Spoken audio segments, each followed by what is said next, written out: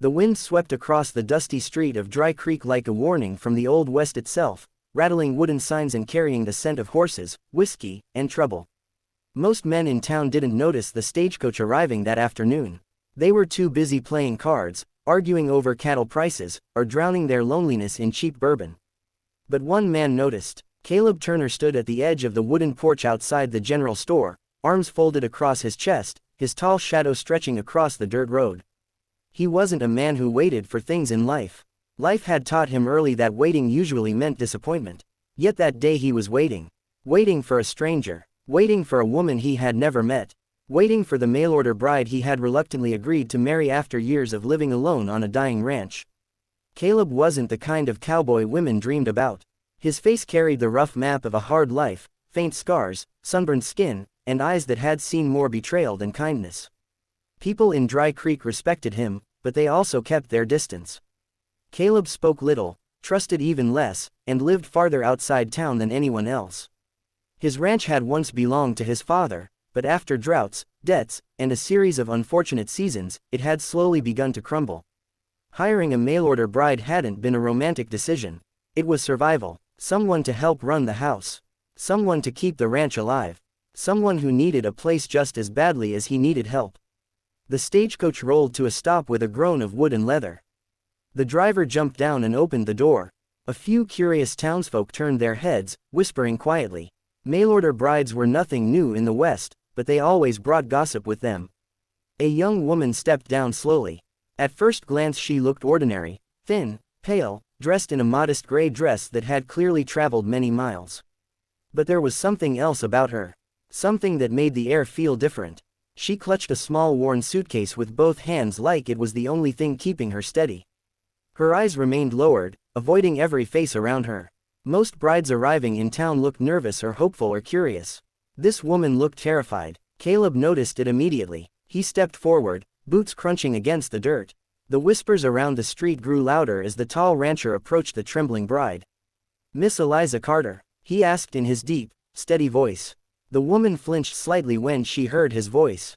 Slowly she looked up. Her eyes were the first thing Caleb noticed. Not their color, though they were a soft shade of blue, but the fear inside them. It wasn't the nervous fear of meeting a stranger. It was the deep, silent fear of someone who had spent too long surviving something terrible. She nodded once. "I'm Caleb Turner," he said. She swallowed hard, her fingers tightening around the suitcase handle. "Yes, sir." Caleb studied her quietly. The town faded away behind him for a moment as he noticed small details others would have ignored. The way her hands trembled. The faint shadow beneath one eye as if an old bruise had recently faded. The way she instinctively stepped back whenever someone walked too close. He had seen that kind of fear before.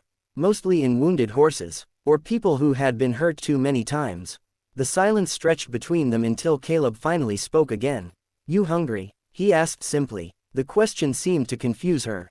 She blinked, clearly not expecting it. I suppose," she whispered. Caleb nodded toward the small diner across the street. "Come on." Inside the diner, the smell of warm bread and coffee filled the air. The owner, Martha, raised an eyebrow as the pair entered but wisely said nothing. Caleb ordered 2 plates without asking Eliza what she wanted. They sat across from each other in silence. Eliza barely touched the food at first. Her hands remained folded in her lap, her posture stiff as if she expected someone to shout at her for existing. Caleb leaned back in his chair, watching quietly. Finally she forced herself to take a bite. "You traveled far?" he asked. "From Boston," she replied softly. "That's a long road." "Yes, sir." Caleb noticed something else then. Every time someone in the diner laughed loudly or a chair scraped against the floor, Eliza flinched. Not just startled, afraid. He set his coffee cup down slowly. Then he asked the question that had already formed in his mind the moment she stepped off the stagecoach. "Who hurt you?" The words were calm, not accusing, not demanding, just honest. Eliza froze. Her fork slipped from her fingers and clattered against the plate. Her eyes widened as if the question had struck somewhere deep she had tried desperately to hide. For a long moment she said nothing.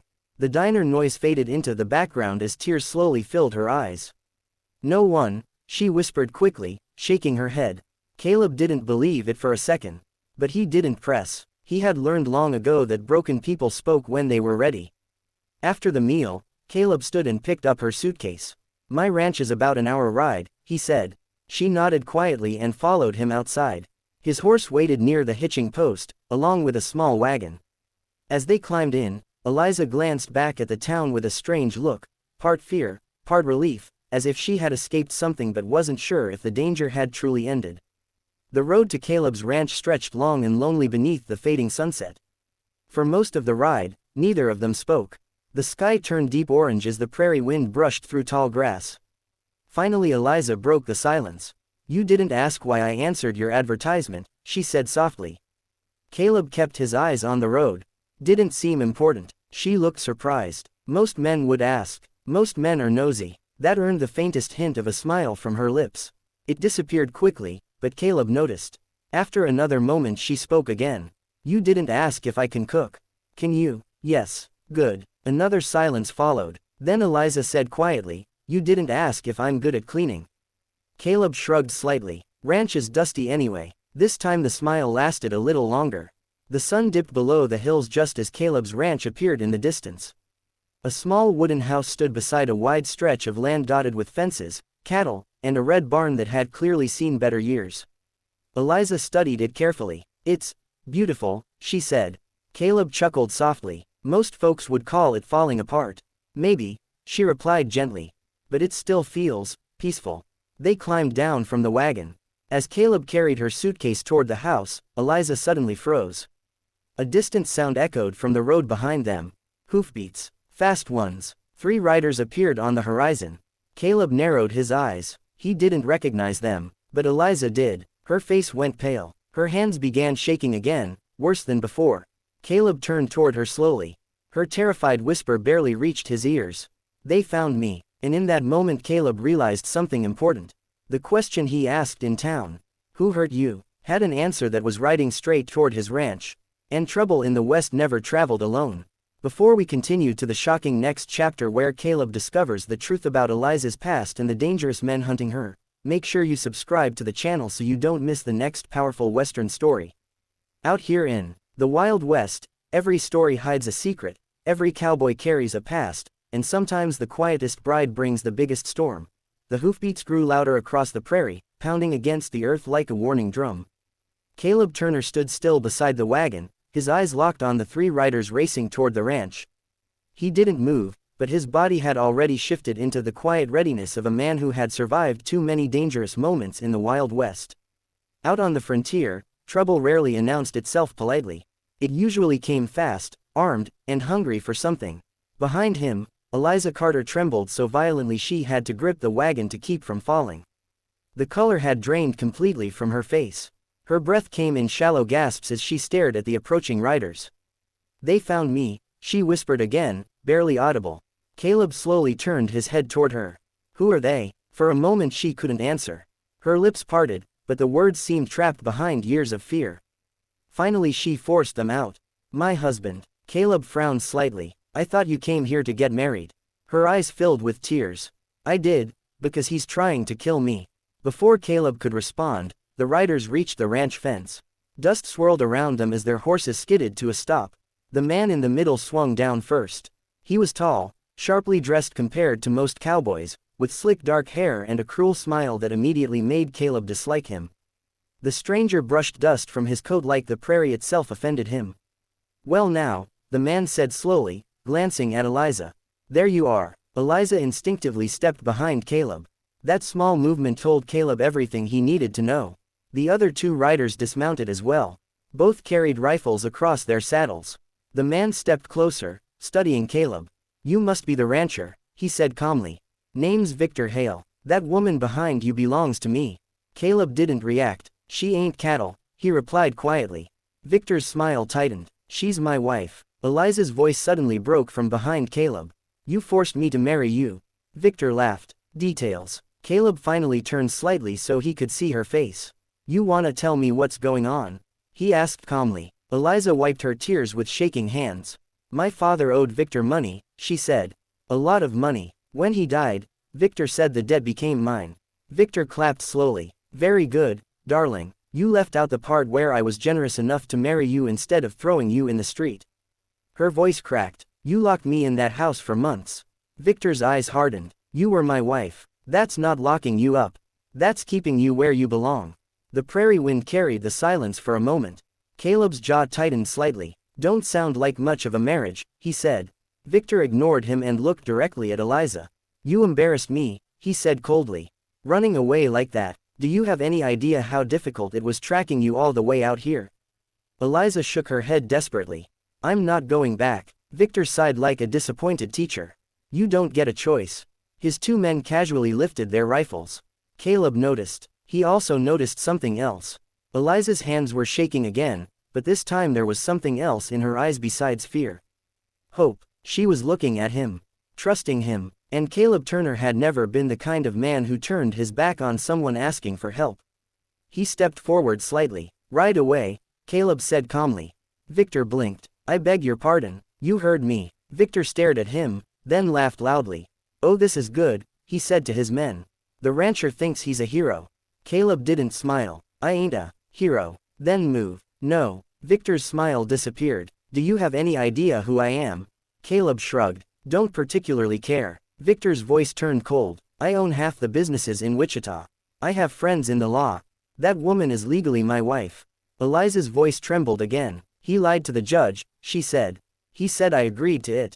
I didn't. Victor rolled his eyes. Marriage is complicated. Caleb slowly rested his hand near his holster. The air shifted instantly. Victor's men noticed. So did Victor. You're willing to die for a woman you met an hour ago? Victor asked. Caleb shrugged slightly. Seems like the right thing to do. Victor studied him carefully. For the first time, the rich man looked uncertain. Caleb Turner wasn't bluffing. Every rancher, outlaw, and gambler within 50 miles knew Caleb's reputation. He was quiet, but when pushed, he fought like a storm rolling across the plains. Victor sighed again. You cowboys and your foolish honor. Then he suddenly pulled his revolver. But Caleb was faster. The gunshot cracked across the prairie like thunder. Victor's revolver flew from his hand, spinning into the dirt as he shouted in pain. His two men raised their rifles instantly. Caleb fired again. One rifle shattered, the other man dropping his weapon with a curse. Silence fell over the ranch again. Smoke drifted from Caleb's revolver. Victor clutched his bleeding hand, fury burning in his eyes. You idiot, he hissed. You just made a powerful enemy. Caleb calmly reloaded his gun. Get off my land. Victor stared at him for a long moment. Then he laughed softly. You think this ends here? Caleb didn't answer. Victor slowly climbed back onto his horse. He looked down at Eliza one last time. You'll regret this, he said quietly. Then he and his men turned and rode away across the prairie. The dust slowly settled again. For a long moment neither Caleb nor Eliza spoke. Then suddenly Eliza collapsed to her knees, sobbing. Caleb holstered his gun and walked over quietly. You're safe, he said. Her voice shook. He's not going to stop. Caleb looked out toward the distant horizon where the riders had disappeared. No, he said calmly. Probably not. Eliza looked up at him with tear-filled eyes. Then why help me? Caleb thought for a moment. Finally he shrugged. Because someone should have helped you a long time ago. Those words broke something inside her. She began crying harder, years of fear and pain finally spilling out. Caleb stood there awkwardly for a moment before offering his hand. After a few seconds, she took it. He helped her stand. They both looked toward the small ranch house. It ain't much, Caleb said. But it's yours if you want it. Eliza wiped her tears. You still want to marry me? Caleb scratched the back of his neck. Well, you did travel all this way. For the first time since arriving in Dry Creek, Eliza laughed. A real laugh. Soft, warm, and full of relief. Maybe life on the frontier wouldn't be easy. Victor Hale would almost certainly return. But for the first time in a very long time, Eliza Carter wasn't alone anymore. And sometimes, out in the wild and lonely West, that was the difference between fear and freedom. If you enjoyed this powerful Wild West story and want to hear more emotional cowboy tales filled with courage, love, and unexpected heroes, make sure to subscribe to the channel and turn on the notification bell. Every story we tell brings another unforgettable legend from the frontier to life.